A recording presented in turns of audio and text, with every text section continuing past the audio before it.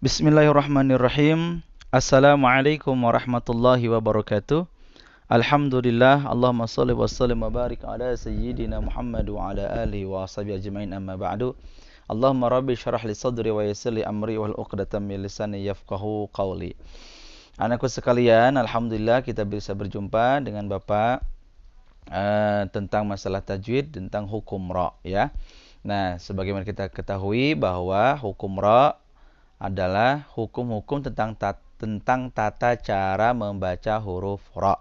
Ya, ada 3 hukum yaitu tafkhim, tarqiq dan jawazul wajhin. Nah, kemarin kita membahas baru tafkhim ya. Tafkhim ini artinya apa? Secara bahasa artinya at-tasmin. Artinya tasmin, artinya tebal atau gemuk.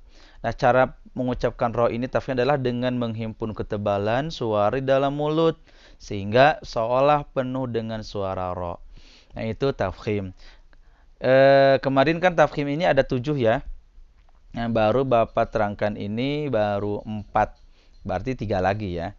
Nah, kita mengingatkan kembali bahwa yang pertama huruf ra ini berharokat dhammah atau fathah. Jadi identik sekali lagi kalau tafkhim itu kebanyakan identik dengan huruf yang berharokat kasroh atau berdekatan dengan harokat kasroh atau dhammah. Jadi tafkhim ra ini bisa dibaca tebal apabila ada harokat fathah atau dhammah, mau sebelumnya atau di harokatan fathah atau dhammah ra itu sendiri. Nah, kemudian selanjutnya Bapak sekalian, yang pertama ra yang ketika dibaca tafkhim ini adalah huruf ra berharokat dhammah atau fathah.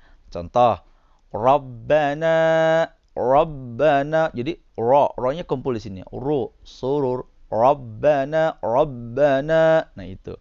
Nah, kemudian yang kedua, huruf ra dalam keadaan bersukun, sukunnya sukun asli. Awas, nanti ada perbedaan, ada sukun asli dan sukun arid. Kalau sukun asli ini adalah sukun ra ini berharokat apa?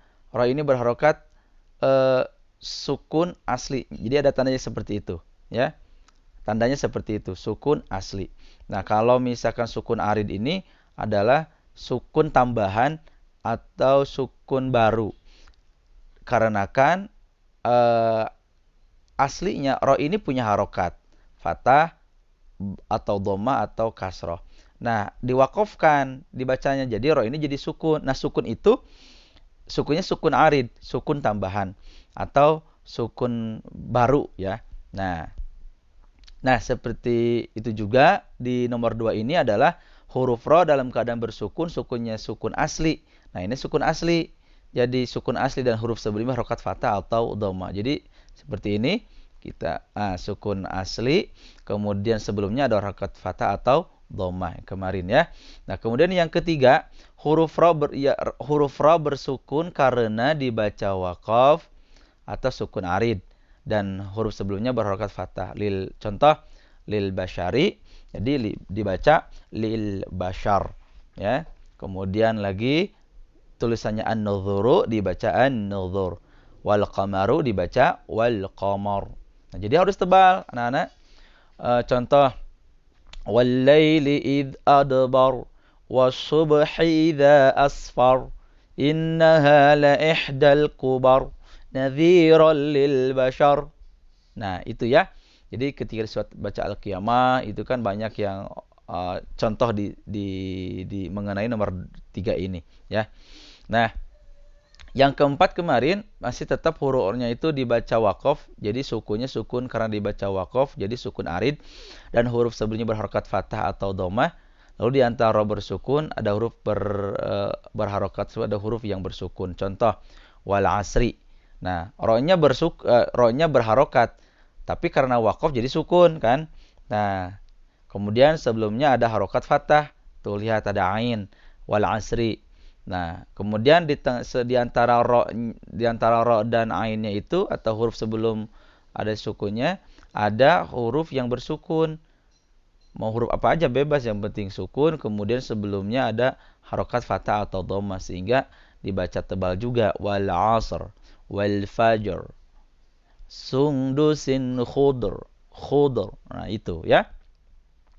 Nah, sekarang kita pembahasan selanjutnya di pembahasan yang nomor 5 ya. 5, 6, 7, 3 lagi ya. Huruf ra bersukun karena dibaca waqaf. Huruf ra bersukun karena dibaca waqaf. Dan huruf sebelumnya berharokat fathah atau dhammah. Nah, lalu di antara ra bersukun dan huruf berharokat tersebut ada huruf mad, yaitu alif atau waw. Khusus alif atau waw. Kan huruf mad ada 3. Ada alif, ada waw, ada iya.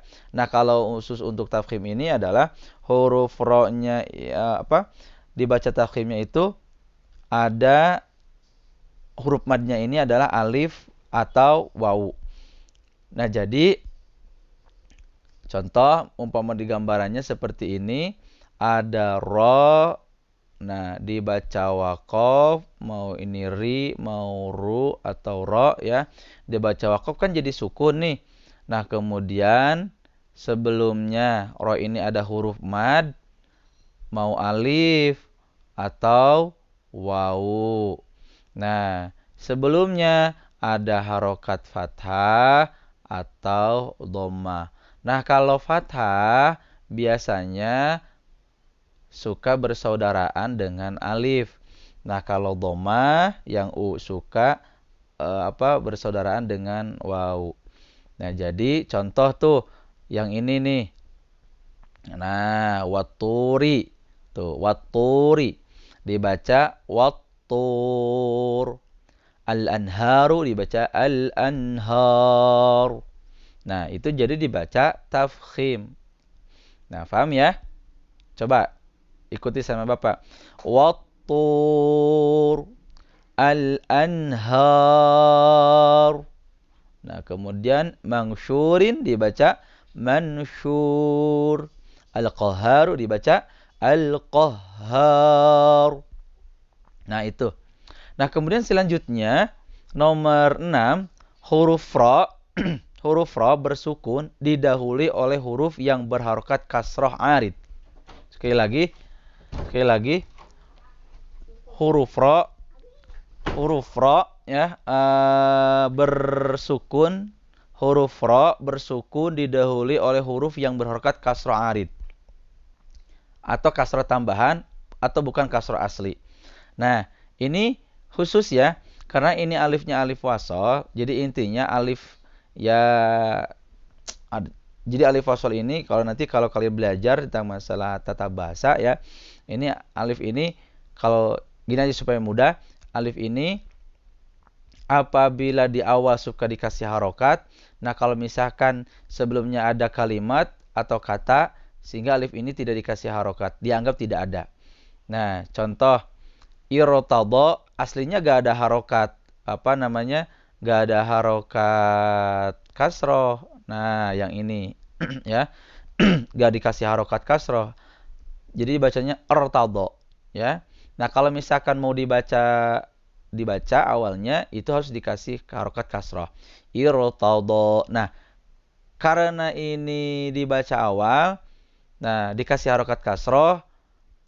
Tadi kan Bapak bilang bahwa tafkhim ini identik dengan fathah atau dhammah ya, dikasih harokatnya. Tapi kok ini kasroh? Nah, karena kasrohnya adalah kasroh tambahan, bukan kasroh asli, jadi ini harus dibaca tafkhim. Jadi irtadha, irtabtum, irtabu. Nah, itu ya. Kalau misalkan sebelumnya ada huruf atau kalimat mah, contoh misalkan manirtadha, kita tulis ya sama Bapak. Contoh misalkan nah, manirtadha. Nah, coba kok gini tulisnya, ulangi. Nah, manirtadha. Nah,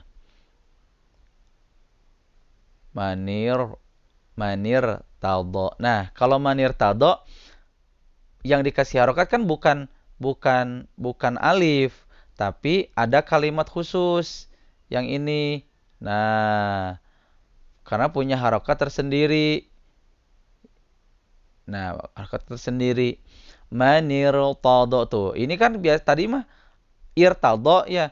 karena ada kalimat sebelumnya yang hidup, jadi alif ini dianggap tidak diucapkan gini, mani'ir tado, enggak. Tapi alif ini dianggap tidak ada. Manir tado. Nah, tapi kalau misalkan tidak ada huruf ini, maka ya wayahna harus dibaca tafkhim yang ini. Nah, irtado, irtabatum, irtabu. Nah, itu ya. Boleh nanti diulang-ulang lagi. Kalau misalkan belum paham, boleh tanyakan ke Bapak. Dan boleh nanti diulang-ulang lagi videonya. Nah, selanjutnya, sekarang yang terakhir yang ketujuh. Tafkhim, tanda tafkhim, ciri tafkhim. Yang terakhir, hukum ra yang ketujuh. Jadi apabila ra bersukun, sukunnya sukun asli, nak. Nah, apabila ra, nih Bapak akan gambarkan. Apabila ra bersukun sukun asli, bukan sukun tambahan ya. Nah, sukun asli. Nah, sukun asli sebelumnya ada huruf yang berharokat kasroh. Kasrohnya pun kasroh asli. Bukan kasroh tambahan kayak tadi irtado ya. Enggak, ini adalah kasroh asli. Nah, kemudian kok Pak kasroh lagi? Kalau kasroh kan identik dengan selain tafkhim, tarkik gitu ya. Nah, tapi kalau tafkhim belum tamat. 7, ini ciri yang ketujuh. Jadi ada ro-nya ro sukun asli. Kemudian sebelumnya ada huruf yang berharokat kasroh.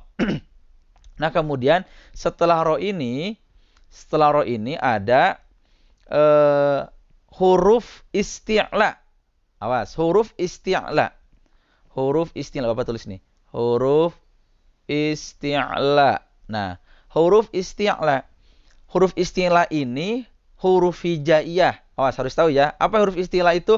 Huruf isti'la itu adalah huruf hijaiyah apabila dikasih harokat fathah yang bunyinya dibaca o. Tapi tidak huruf ro.